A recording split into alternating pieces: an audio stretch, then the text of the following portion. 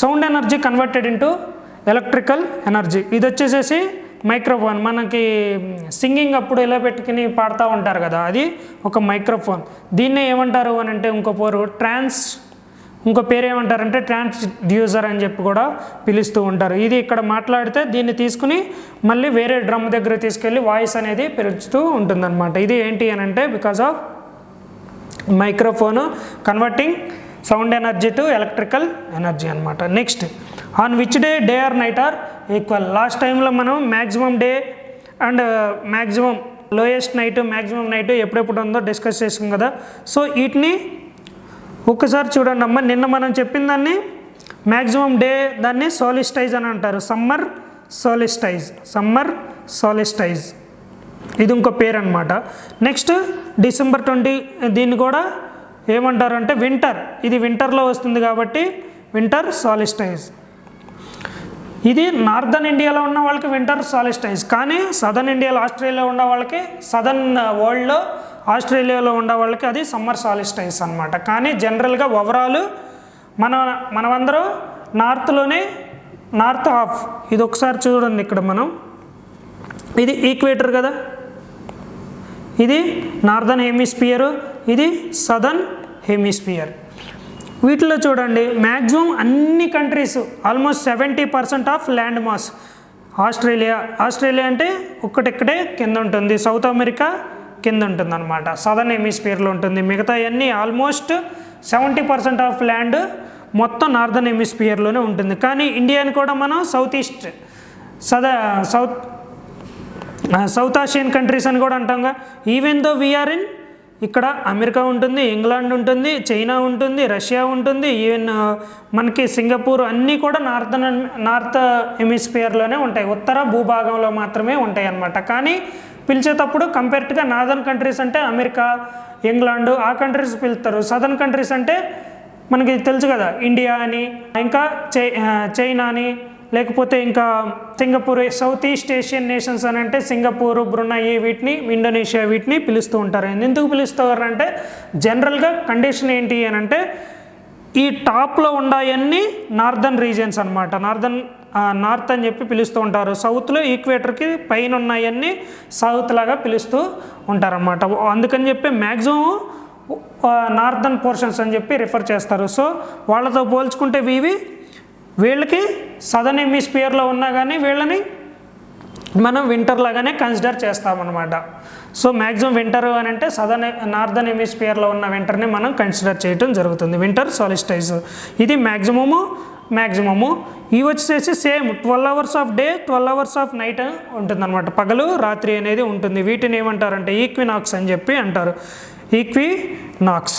So ఇక్కడ చూడండి, ఏ రోజున పగలు రాత్రి సమయంలో సమానంగా ఉంటాయి అని అంటే ఈక్వినాక్స్ సమయంలో సరిగ్గా ఉంటాయి. అది మార్చి 2021 కానీ, లేకపోతే సెప్టెంబర్ 22 ఆర్ 23, లేకపోతే సెప్టెంబర్ 21లో కానీ అనమాట. ఇది ఒకసారి చూడండి అమ్మ, మార్చ్ 21.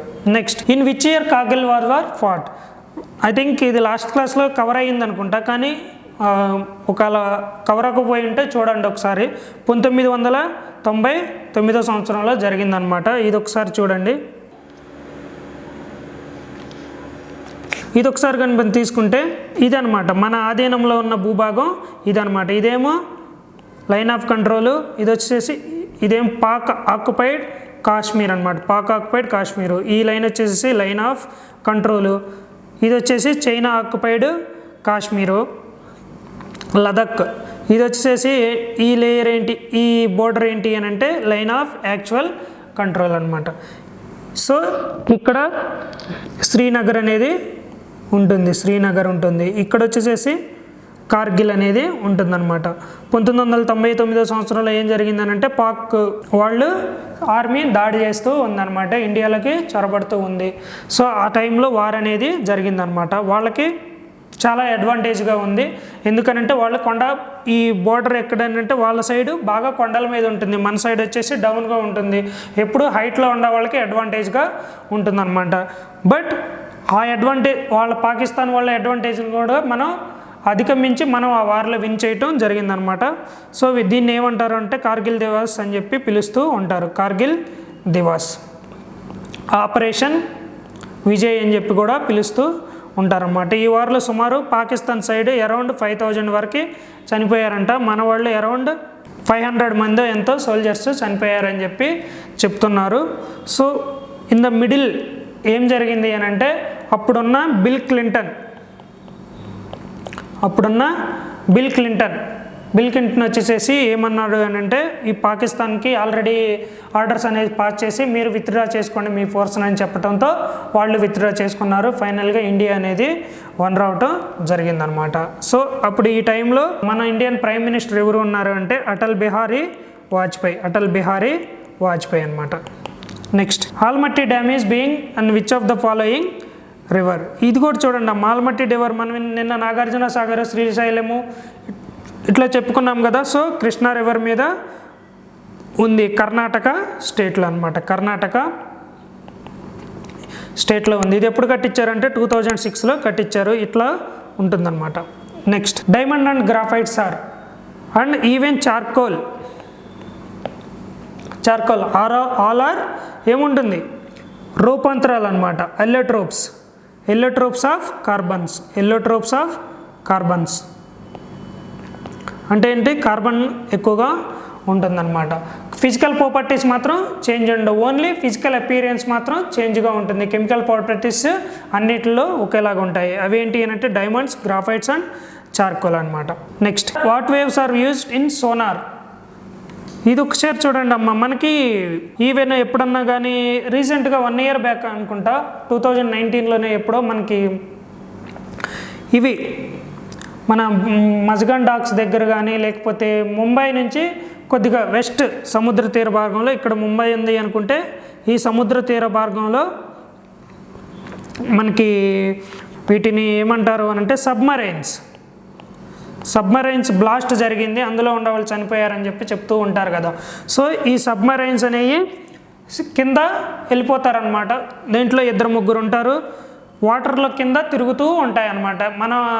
మన జ్యూరిడిక్షన్లో 12 నాటికల్ మైల్ ఈ నాటికల్ మైల్ ఏంటో కూడా మనం చెప్పడం జరిగింది. ఈ 12 నాటికల్ మైల్స్ డిస్టెన్స్లో ఏమన్నా వేరే షిప్పులు కానీ నౌకలు కానీ వచ్చినప్పుడు ఆ సోనార్స్ ద్వారా పట్టుకుని గుర్తించడం జరుగుతుందన్నమాట. వాటిని పట్టుకుంటూ జరిగిందనమాట. సో ఇక్కడ ఒక బ్లాస్ట్, ఒక సబ్మరైన్ జరిగిందని చెప్తూ ఉంటారు. ఈ సబ్మరైన్స్లో ఒకసారి 3-4 ఉంటారు. ఒకసారి లోపలికి వెళ్ళారంటే ఈవెన్ 6 months తర్వాతే బయటకు వస్తారు. ఈవెన్ తింటాం మొత్తం లోపలే ఉంటాయంట.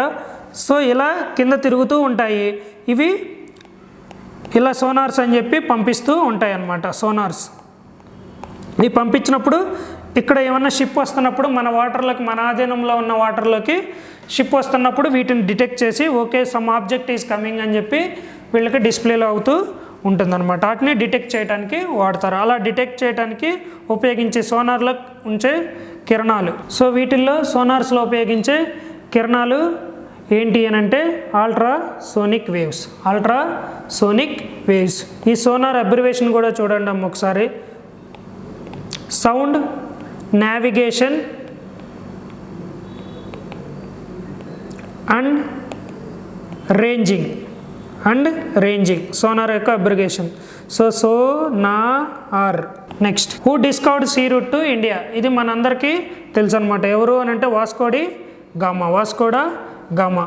ఇది ఏంటి అంటే చూడండి అమ్మ, ఇండియా అనేది ఇక్కడ ఉంది. సో ఇండియా అనేది మీకు మిడివల్ ఇండియాలో కానీ అంతకు ముందు కానీ చాలా రిచెస్ట్ కంట్రీ అనమాట. అందువల్ల ఇక్కడున్న స్పైసెస్ని మనకి పూర్వకాలంలో మీరు చూసినట్టయితే ఏముండేవి, ఎక్కువగా ఫ్రిడ్జ్లు అవి ఉండేవి కాదనమాట. అందుకని ఎక్కువగా వెస్ట్ ఈ ప్రాంతాల్లో ఉండేవాళ్ళు ఏం తినేవాళ్ళు అని అంటే మీట్ ఎక్కువగా తినేవాళ్ళు, మాంసం.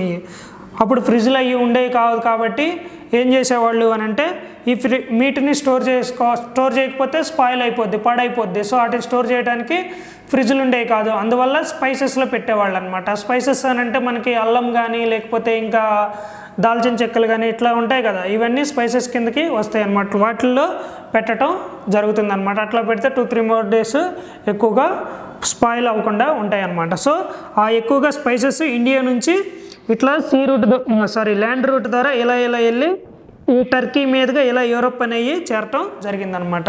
ఇక్కడ ఒక టర్కీ దగ్గర ఇక్కడ కాన్స్టాంటినోబుల్ అని చెప్పి ఒక ఏరియా ఉంటుంది, కాన్స్టాంటినోబుల్. అది ఇప్పుడు ఇస్తాంబుల్గా మారిపోయిందనమాట. కాన్స్టాంటినోబుల్ అనేది ఇప్పుడు ఉంటుంది. ఎప్పుడైతే ఇక్కడ నుంచి సప్లై అయ్యే ఇట్లా అవుతూ ఉంటే ఇక్కడ వీళ్ళ కింగ్డమ్ ఏం చేసింది అని అంటే బ్లాక్ చేసింది అనమాట. వీళ్ళ కింగ్డమ్ బ్లాక్ చేసింది. ఎప్పుడైతే ఈ కాన్స్టాంటినోబుల్ని అక్కడున్న కింగ్డమ్ ఆక్రమించిందో వీళ్ళు ట్రాన్స్పోర్టేషన్కి అనుమతి ఇవ్వలేదు. అందుకని చెప్పి స్పైసెస్ కోసం వీళ్ళు ఏం చేశారు, ఇక్కడ నుంచి ఇంగ్లాండ్ నుంచి ఇదంతా బయలుదేరికి చివరికి ఎక్కడొచ్చారు, వీటి ద్వారా ప్రయాణించడం మొదలుపెట్టారు. కానీ అప్పటికి కొంతమంది ఇటు నుంచి ఇటు వెళ్ళిపోయేవాళ్ళు అనమాట. సముద్రంలో ఉండే అలల ద్వారా ఇటు వెళ్ళిపోయి ఇక్కడే ఇండియా వచ్చిందని చెప్పుకుంటూ ఉంటారు. సో అందుకే వాళ్ళని రెడ్ ఇండియన్స్ వెస్ట్ ఇండీస్ అని చెప్పి పిలుస్తూ ఉంటారు. తర్వాత తెలిసింది అది ఇండియా కాదని చెప్పి. తర్వాత ఇంకా ఈ భూమి రేఖ ఇదంతా దాటి చివరికి Cape of good hope south Africa దగ్గరికి రావటం జరిగిద్ది అనమాట. తర్వాత ఇక్కడ నుంచి చివరికి ఇట్లా వచ్చి ఇక్కడ క్యాలికట్, ప్రజెంట్ కేరళ దగ్గర ఉన్న క్యాలికట్కి రావటం జరిగిందనమాట. అది ఎప్పుడు వచ్చినారు అని అంటే ఇక్కడ నుంచి ఇక్కడికి ఫస్ట్ ఎవరు వచ్చినారంటే వాస్కో డి గామా. అందువల్ల ఈ సూ రూట్ అనేది వెతుక్కుంటాం జరిగిందనమాట. ఎప్పుడు వచ్చినారు అని అంటే ఈ ఇయర్ ఒకటి చాలా ఇంపార్టెంట్, May 17th, 1948. సో ఇతను వచ్చినప్పుడు ఇతన్ని ఎవరు రిసీవ్ చేసుకున్నారు అని అంటే అక్కడ ఒక హిందూ రూలర్ ఉండేవాడంట. ఆ హిందూ రూలర్ పేరు ఏంటి అని అంటే జామో రిన్ అన్నమాట. ఇది కూడా ఈ రెండు చాలా important. Next, on which river Ranjit Sagar dam is constructed. Ranjit Sagar dam దేని మీద కన్స్ట్రక్ట్ చేసినారు అని అంటే బియాస్. మనందరికీ ఇది ఒకసారి చూడండి అమ్మ, ఇండస్ ట్రిబ్యూటరీస్, ఇండస్ రివర్ ఇది ఏంటంటే ఇది ఇండస్ రివర్ అనుకోండి, ఇది వచ్చేసి చేనబ్బు. నెక్స్ట్ రావి రివరు, తర్వాత బియాస్ రివరు, తర్వాత సట్లెజ్ రివరు, ఇట్లా ఉంటాయన్నమాట సట్లెజ్. సో ఈ బియాస్ రివర్ మీద కన్స్ట్రక్ట్ చేయటం జరిగిందనమాట రంజిత్ సాగర్ డ్యామ్. ఎక్కడ ఉంటుంది అని అంటే ఇది పంజాబ్లో ఉంటుంది. సో ఇలా ఉంటే ఇది ఒకసారి చూడండి, ఇది ఇండియా కానీ అనుకుంటే టాప్ మోస్ట్ పొజిషను, ఇది ఇండియా కానీ అనుకుంటే ఇది ఇండియా కానీ అనుకుంటే ఇక్కడ ఈ ప్రాంతంలో ఉంటుందండి, ఈ ప్రాంతంలో. So between Jammu and Kashmir to Punjab ఈ పోర్షన్లో ఉండటం జరుగుతుంది. ఇది వచ్చేసి ఎప్పుడు కట్టించారు అని అంటే 1981 సంవత్సరంలో కన్స్ట్రక్ట్ చేశారు. 2001లో దీన్ని కమిషన్ చేశారనమాట, అంటే ఓపెన్ చేశారు, కంప్లీట్ అయిపోయింది. నెక్స్ట్ జవహర్ టన్నెల్ మనకి కాశ్మీర్లో చూస్తే అన్ని కొండ ప్రాంతాలు ఉంటాయి. సో ఈ కొండ నుంచి ఈ కొండ మీదకి ఇక్కడ ఈ ఏరియాకి వెళ్ళాలి అని అంటే ఈ కొండ కిందకుండా ఇటుకుండా వెళ్ళి ఇక్కడికి రావాలి. టైం టేకింగ్ అనేది చాలా పడుతుంది. అందుకని చెప్పి ఏం చేస్తారండి, కొండల నుంచి డిగ్ చేసేసి ఒక కెనాల్ లాగా పెట్టడం జరిగిందనమాట, ఒక కేవ్స్ లాగా చేసి అందులో ట్రాక్ వేయటం జరిగిందనమాట. అలాంటిది జవహర్ టన్నెల్ అనమాట. ఏ స్టేట్లో ఉంటుంది అని అంటే జమ్మూ అండ్ కాశ్మీర్. ఏ స్టేట్లో ఉంది అని అంటే జమ్మూ అండ్ కాశ్మీర్.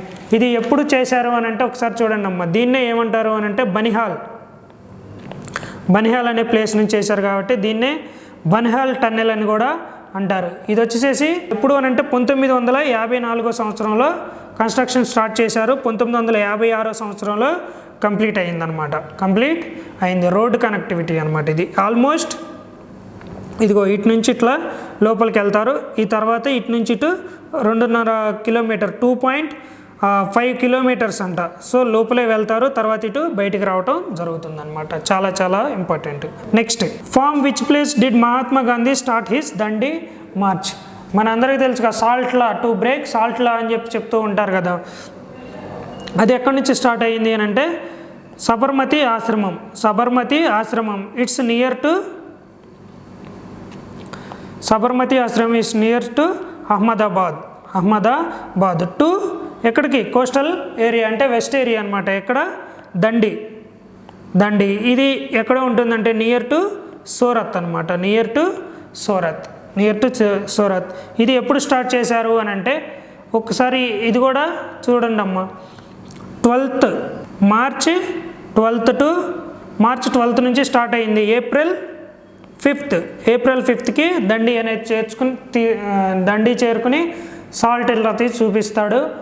దాన్నే సాల్ట్ సత్యాగ్రహ అని చెప్పి చెప్తారనమాట. ఆల్మోస్ట్ 240 మైల్స్ నడవటం జరిగిందనమాట. 40 మైల్స్ నడవటం జరిగింది. సో ఎక్కడి నుంచి ప్రారంభించారు అని అంటే అహ్మదాబాద్.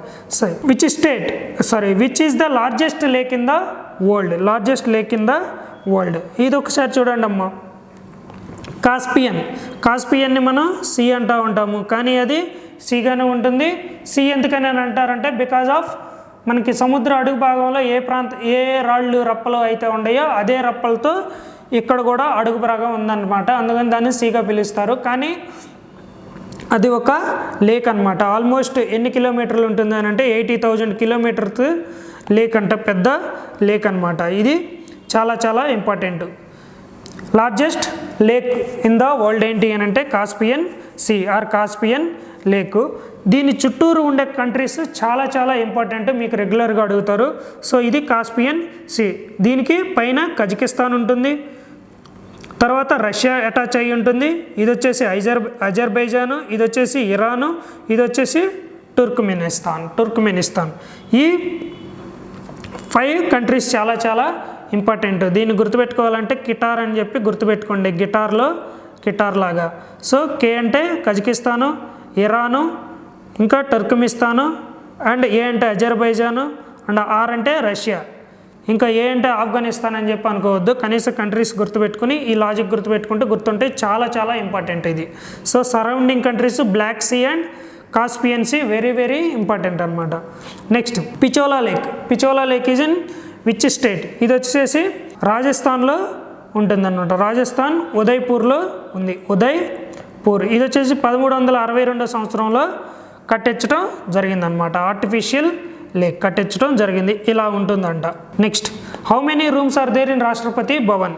మీరు ఒకసారి చూసినట్టయితే రాష్ట్రపతి భవన్ ఈ బిల్డింగ్స్ కానీ ఢిల్లీలో మ్యాక్సిమం బిల్డింగ్స్ అన్నీ బ్రిటిషర్స్ కట్టించిన బిల్డింగ్స్ అన్నీ మనకి లండన్లో ఎలా ఉంటాయి అలాగే ఉంటాయి అనమాట. మీరు ఒకసారి ఢిల్లీ వెళ్ళి మెట్రో స్టేషన్ల చుట్టూరు తిరిగి ఉంటుంటే కానట్గట్ ప్లేస్ అని చెప్పి ఉంటుంది రాజీవ్ చౌక్ దగ్గర. అక్కడ కానీ వెళ్తే మీకు ఆల్మోస్ట్ మీరు లండన్లో ఉన్నట్టే ఫీల్ అవుతారనమాట. సేమ్ కన్స్ట్రక్షన్స్ ఉంటాయి అనమాట. ఎందుకంటే వాళ్ళు అక్కడ కన్స్ట్రక్ట్ చేసిన అలాంటి విధానమైన బిల్డింగ్లే ఇక్కడ కూడా మనకు కట్టించడం జరిగింది వాళ్ళు రూల్ చేసినప్పుడు.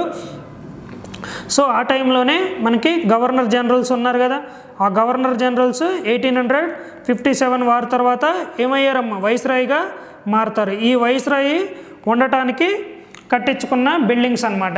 ఇది ఎప్పుడు కట్టించినారు అని అంటే 1912 సంవత్సరంలో ఈ వైస్రాయ్ భవన్స్ అని చెప్పి కట్టించడం జరిగింది. వాళ్ళు బ్రిటిషర్లు 1947లో వెళ్ళిపోయినప్పుడు దాన్ని రాష్ట్రపతి భవన్గా మార్చినారు అనమాట. సో ఈ రాష్ట్రపతి భవన్ అనేది చూడండి ఎంత ఉందో. మల్లేశ్వర్ సినిమాలో పెద్దగా ఉండేటట్టు ఉంది అనమాట. ఒక డైనింగ్ హాల్లోకి వెళ్తాడు కదా, సో అంత పెద్దగా ఉందన్నమాట. చూడండి ఆల్మోస్ట్ ఎన్ని గదులు ఉంటాయంటే 340 రూమ్స్ ఉంటాయంట. 340 రూమ్స్ ఉంటాయంట. ఇవి చాలా చాలా important. Next penalty kick is associated with which of the game. మీరు రీసెంట్గా చూసినట్టయితే మనకి A1 ఎక్స్ప్రెస్ అని చెప్పి మూవీ వచ్చింది కదా సందీప్ కిషన్ది. ఆ మూవీలో చూడండి ఖచ్చితంగా ఈ వర్డ్ అనేది ఉంటుంది అనుకుంటున్నాం మ్యాక్సిమమ్. అది ఎక్కువగా ఇది పెనాల్టీ కిక్ వచ్చేసి చూడండి అమ్మా, ఇది పెనాల్టీ కిక్ మనకి హాకీకి సంబంధించింది కాదు, ఇది వచ్చేసి ఫుట్బాల్. ఇదిగో ఇక్కడ ఫుట్బాల్ ఉంది కదా, ఫుట్బాల్కి సంబంధించిన గేము. ఏమన్నా ఫౌల్ అయితే ఇక్కడ నుంచి ఒక ఓన్లీ గోల్ కీపర్ ఉంటాడు అనుకుంటా, ఇక్కడ నుంచి ఇట్లా పుష్ చేస్తాడు. పుష్ చేసినప్పుడు ఇతను ఆపాలన్నమాట. ఇతను ఆపలేకపోతే దీనికి తగిలితే నెట్కి ఇది వచ్చేసి గోల్ లాగా కన్సిడర్ చేస్తారు. ఇది సంథింగ్ ఏమన్నా ఫౌల్ అయినప్పుడు ఇలాంటిది తీసుకుని వస్తారనమాట. ఇది వచ్చేసి ఏ గేమ్లో అని అంటే ఫుట్బాల్లో చేస్తారనమాట. ఇలా చేసినారు అని అంటే అప్పుడు దాకా ఉన్న ప్రజెంట్ గేము మధ్యలో బ్రేక్ అవుతుంది, మళ్ళీ తిరిగి కొత్త గేమ్ అనేది స్టార్ట్ చేయటం జరుగుతుందన్నమాట. ఈ A1 ఎక్స్ప్రెస్లో వచ్చే హాకీలో వచ్చే వర్డ్ కూడా మనకి వస్తుంది, ఇప్పుడు మనం తర్వాత డిస్కస్ చేద్దాం. Next as per order of preference of Indian constitution who is the first citizen of our country అనమాట. రాజ్యాంగ ప్రకారం మొట్టమొదటి వ్యక్తి ఎవరిని గురుస్తారా అంటే ప్రెసిడెంట్ అనమాట. ప్రెసిడెంట్ ఆర్డర్ ఆఫ్ ప్రిఫరెన్స్ కానీ తీసుకుని ఉంటే ప్రెసిడెంట్ అనేది రాష్ట్రపతి అనేది ప్రధాన వ్యక్తిగా ఉంటాడనమాట. ఆ తర్వాత ఎవరు అని అంటారని అంటే వైస్ ప్రెసిడెంట్ ఉంటారు. థర్డ్ ఎవరు అని అంటే ప్రైమ్ మినిస్టర్ ఉంటారు. ఫోర్త్ ఎవరు అని అంటే గవర్నర్స్ ఉంటారనమాట.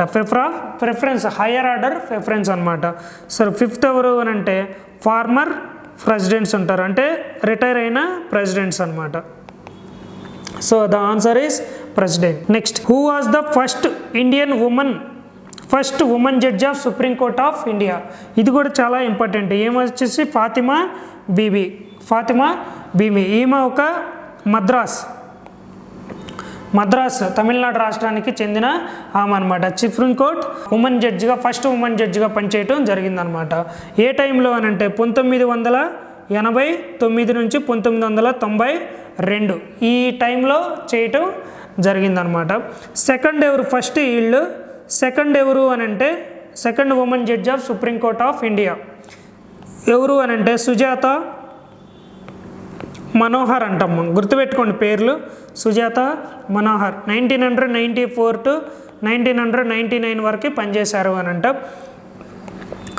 వీళ్ళు వచ్చేసేసి ఆల్మోస్ట్ ఈమె వచ్చేసేసి ఎన్నమ్మా 3 years, ఈమె వచ్చేసేసి ఒక 5 years మాత్రం వర్క్ చేసింది. కానీ లాంగెస్ట్ ఎవరు చేసినారు అని అంటే ఎక్కువ సంవత్సరాలు ఫీమేల్ జడ్జిగా సుప్రీంకోర్టులో ఎవరు పనిచేశారు అని అంటే అది కూడా చాలా చాలా ఇంపార్టెంట్. ఒకసారి చూడండి, రుమా పాల్ ఏ ఇయర్లో అంటే 2000 నుంచి 2006 వరకు సుప్రీంకోర్టు జడ్జిగా పనిచేశారంట. Next, who was the first Muslim president of India? ఇది కూడా చాలా చాలా ఇంపార్టెంట్. జాకీర్ హుస్సేన్. తబలా వాయిచ్చే అతను కాదు, ఇతను వేరు. ఓకే, జాకీర్ హుస్సేన్.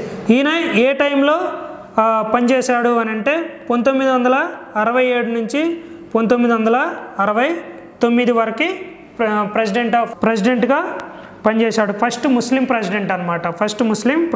ఈయన ఓవరాల్గా థర్డ్ ప్రెసిడెంట్ ఆఫ్ ఇండియా అనమాట.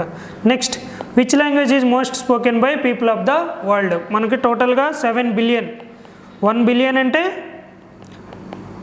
100 కోట్లు. 1 బిలియన్ అంటే 100 కోట్లు జనాభా అనమాట. సో 7 బిలియన్ అంటే 700 crores. అందులో 1 బిలియన్ వచ్చేసి ఇండియా ఉంది, ఇంకో 1.5 బిలియన్ వచ్చేసేసి చైనా ఉంది. సో ఆల్మోస్ట్ ఈ 2 కంట్రీస్ 2 బిలియన్ దగ్గరగా షేర్ చేసుకుంటూ ఉన్నాయి. 2.5 బిలియన్ రిమైనింగ్ ప్రపంచమంతా అనమాట. అంటే ఎంత 4.5 బిలియన్ అనమాట. అంటే చూడండి పాపులేషన్ అనేది చైనా అండ్ ఇండియాలో ఎంత ఎక్కువగా ఉందో అనమాట. సో 4.5 crore మోస్ట్లీ అందరూ ఎక్కువగా చాలా ఎక్కువ పర్సెంటేజ్ ఇంగ్లీష్ మాట్లాడతారు అనమాట. అది ఎక్కువగా language spoken in the world అనమాట, ఇంగ్లీష్. సో ఎంతమంది అని అంటే ఆల్మోస్ట్ 1.3 బిలియన్ పీపుల్ ఇంగ్లీష్ మాట్లాడతారు అనంట. ఇండియాలో 1.3 బిలియన్ ఉన్నా కానీ అందరూ ఇంగ్లీషు మాట్లాడరు. లోకల్ లాంగ్వేజెస్లో చాలా మాట్లాడతారు. ఇంగ్లీష్ రాని వాళ్ళు కూడా చాలామంది ఉంటారనమాట. సో ఆంగ్లం అనేది మొత్తం ప్రపంచంలో 1.3 బిలియన్ అంటే 103 కోట్ల మంది, 103 కోట్లు కాదు 130 కోట్ల మంది మాట్లాడటం జరుగుతుంది. తర్వాత చైనీస్ కూడా మ్యాక్సిమం పాపులేషన్ కదా, చైనీస్ వచ్చేసి 1.2 బిలియన్ పీపుల్ మాట్లాడతారంట. చైనీస్ వాళ్ళు మాత్రం ఇండియాలో అందరూ ఇంగ్లీష్లో మాట్లాడరు, కానీ చైనాలో మాత్రం అందరూ చైనీస్ లాంగ్వేజ్లోనే మాట్లాడతారు. సో చైనీస్ వచ్చి 1.2 బిలియన్ పీపుల్ మాట్లాడతారంట. నెక్స్ట్, హిందీ వచ్చేసి అరౌండ్ 60 crores పీపుల్ మాత్రమే మాట్లాడటం జరుగుతుంది. సో మ్యాక్సిమం ఏంటి అని అంటే English. Which one of the following town does the local mean time? ఇది LMT అంటే చూడండి అమ్మ, local mean time shows the greatest deviation from the Indian standard time. అంటే మీనింగ్ ఏంటి అని అంటే ఇది IST కదా, ఇండియన్ స్టాండర్డ్ టైం. ఈ టైంకి ఈ ప్లేసెస్లో ఈ టైంతో పోల్చుకుంటే ఈ ప్లేసెస్లో ఏది దూరంగా ఉంది అన్నమాట. So which of the following town, ఈ టౌన్స్లో డస్ లోకల్ మీన్ టైం అని అంటే సపోజ్ ఇది మనకి స్టాండర్డ్ టైము. ఇప్పుడు suppose Mumbai local mean time అని చెప్పి అంటారనమాట. కంపేర్ట్గా దీంతో పోల్చుకుంటే తక్కువ ఉంటుందన్నమాట. అదే మనకు అరుణాచల్ ప్రదేశ్లో చాలా ఎక్కువగా ఉంటుంది. ఇప్పుడు ఇక్కడ సపోజ్ ఇక్కడ ఇప్పుడు 4 అయ్యిందనుకో, అరుణాచల్ ప్రదేశ్లో 5 అవుతుంది అనమాట ఆల్రెడీ. కానీ మన అందరికీ కలిపి ఒకే టైము పెట్టారనమాట. సో ఈస్ట్ సైడ్ ఉన్న కంట్రీస్ మోస్ట్ అడ్వాంటేజ్గా ఉంటాయి అన్నమాట టయానికి. సో అందుకని చూడండి అమ్మ, సో వాళ్ళ టైం ఏంటి అంటే లోకల్ మీన్ టైం అని చెప్పి అంటారు. మన ఇండియా టైం అయితే స్టాండర్డ్ టైము. సో దీంతో పోల్చుకుంటే ఏది ఎక్కువ దూరంగా డిఫరెన్స్ అనేది ఉంటుంది అనమాట. సో ఏంటి అని అంటే చూడండి ఆప్షన్స్. కోహిమా వచ్చేసేసి ఆల్మోస్ట్ నాగాల్యాండ్ అంటే ఇక్కడ ఉంటుందన్నమాట కోహిమా. అంటే చూడండి దీని నుంచి ఎంత దూరం ఉందో, చాలా ఎక్కువ దూరము ఉంది అనమాట. సో కంపేర్టుగా దీ టైంతో పోల్చుకుంటే ఇది చాలా ఎక్కువగా ఉంటుంది. ఇక్కడ 3 ఉంటే ఇక్కడ 4 అవుతుందన్నమాట. నెక్స్ట్ ఇంకోటి ఏంటి, ఢిల్లీ అనేది ఎక్కడ ఉంటుందమ్మా, ఇది ఇక్కడ ఢిల్లీ అనేది ఉంటుంది. అంటే దీంతో పోల్చుకుంటే ఎంత, జస్ట్ ఇది 3 PM అనుకోండి, ఇది అరౌండ్ ఎంత ఉంటుందమ్మా, సంథింగ్ లైక్ 2:30 అనో లేకపోతే 2:15 అనో ఇంత డిఫరెన్స్ అనేది ఉంటుందన్నమాట. సో ఇది చాలా తక్కువ, దీంతో చాలా ఎక్కువ ఉంటుంది. 1 అవర్ డిఫరెన్స్ అనేది చాలా ఎక్కువ కంపేర్టుగా ½ అన్ అవర్తో. ఓకే, నెక్స్ట్ ఇంకోటి ఏంటి, బాంబే వచ్చేసేసి ఎక్కడ ఉంటుందమ్మా, ఇది స్ట్రైట్ లైన్ కదా. సో బాంబే వచ్చేసి ఇక్కడ ఉంటుంది, కీ ప్లేస్ అనమాట. కంపేర్టుగా దీంతో పోల్చుకుంటే ఇది తక్కువగానే ఉంటుందన్నమాట. సో ఇక్కడ 3 PM అయితే ఇక్కడ సుమారు ఎంత అవుతుంది అని అంటే ఇక ఆల్మోస్ట్ 1 అవర్ బిఫోర్ కాదు కానీ జస్ట్ ఒక 15 minutes లెస్ దెన్ కోహిమా అని చెప్పి అనుకోండి. రఫ్ ఫిగర్ చెప్తున్నాను నేను అర్థం అవడానికి. సో ఈ డిస్టెన్స్ తక్కువ అనమాట. తర్వాత కొచ్చిన్ అనేది అరౌండ్ ఇక్కడ ఉంటుంది. సో ఇది కూడా ఈ టైంతో పోల్చుకుంటే తక్కువ అనమాట. So maximum deviation local mean time దేంతో ఉంటుంది అని అంటే ఇండియన్ స్టాండర్డ్ టైంకి కోహిమా అనమాట. Next Nalanda university related which of the following religions అనమాట. నలంద యూనివర్సిటీ ఇది చూడండి ఇప్పుడు ప్రజెంట్ రెమినెంట్స్ అనమాట, అంటే శిలాజాలు ఇలా ఉంటాయన్నమాట, రెమినెంట్స్. ఇది ఒకప్పుడు మనకి మగధ సామ్రాజ్యం అని చెప్పి అంటూ ఉంటారు కదమ్మా, 4th century BCsలో. 4th century BCsలో Magadha సామ్రాజ్యం అని చెప్పి అంటూ ఉంటారు కదా. ఆ టైంలో ఏమైంది అని అంటే ఇది వచ్చేసి వన్ ఆఫ్ ద వరల్డ్లోనే బెస్ట్ యూనివర్సిటీ అంట. ఎక్కడ ఉంది అని అంటే ఇది మనకి బీహార్ దగ్గర ఉండటం జరిగింది. ఇది వచ్చేసి వరల్డ్లోనే బెస్ట్ యూనివర్సిటీ అంట. ఆ టైంలో మీకు ఈవెన్ ఇప్పుడంటే ఫారిన్ కంట్రీస్ మన వాళ్ళు వెళ్ళి ఫారిన్ కంట్రీస్లో చదువుకుంటారు, కానీ ఆ టైంలో ఫారిన్ కంట్రీ స్టూడెంట్స్ కూడా వచ్చి చదువుకుని వెళ్ళేవాళ్ళంట. ఈవెన్ మనకి ఫాహెన్ ఉన్నాడు కదమ్మా, చంద్రగుప్త విక్రమాదిత్య 2 టైంలో వచ్చిన అతను ఉన్నాడు కదా, ఆయన కూడా వచ్చి దీంట్లో కూడా చదువుకుని వెళ్ళాడంట. ఏమన్నా బుద్ధిస్ట్ సోర్సెస్ ఉంటే దాన్ని కలెక్ట్ చేసుకుని తన డైరీలో రాసుకుంటడం జరిగిందనమాట. సో అంత చాలా ఇంపార్టెంట్ అనమాట. ఇదొక యూనివర్సిటీ. ఇంకోటి తక్షశిలా యూనివర్సిటీ అనమాట. తక్షశిలా యూనివర్సిటీ ఇది వచ్చేసి పాకిస్తాన్లో ఉంటుంది. ఈ 2 వచ్చేసి ఇండియాస్ ఓల్డెస్ట్ నోటబుల్ చాలా ఫేమస్ యూనివర్సిటీస్ అనమాట. సో ప్రతిదీ చాలా ఎక్కువగా ఈవెన్ ఫారిన్ స్టూడెంట్స్ కూడా వేరే దేశాల నుంచి వచ్చి ఇక్కడ చదువుకుని వెళ్ళేవాళ్ళు అనమాట. సో అంత గొప్పగా మన మగధ సామ్రాజ్యంలోనే డెవలప్ అయ్యింది. ఇప్పుడు స్టాండర్డ్స్ అంతా తగ్గిపోయింది, ఎవరు రావట్లేదు అనమాట, ఎవరు కూడా చదువుకోవడానికి రావట్లేదు. ఎందుకంటే ఎడ్యుకేషన్ స్టాండర్డ్ అనేది ఇండియాలో తగ్గిపోతుంది. బాగుంటే ఖచ్చితంగా వస్తారనమాట. అలాంటిది కట్టించడం జరిగిందనమాట. అది దేనికి సంబంధించింది అని అంటే బుద్ధిజంకి సంబంధించిన ఒక ఇంపార్టెంట్ యూనివర్సిటీ అనమాట. ఇది చాలా ఎప్పుడైతే మనకి భక్తకర్ కాకి అనే అతను ఒకసారి దాడి చేస్తాడో వచ్చి ఈ నలంద యూనివర్సిటీని కూడా తగలబెట్టి వెళ్ళాడంట. తగలబెట్టి వెళ్తే ఆల్మోస్ట్ ఒక 1.5 month పట్టిందంట.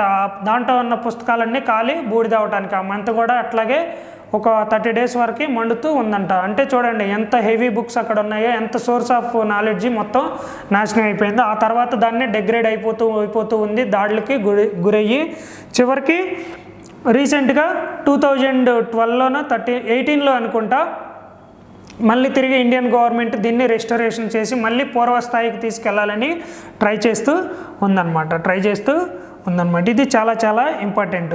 దేనికి ఇంపార్టెంట్ ఏంటి అని అంటే ఇది రిలేటెడ్ టు బుద్ధిజం.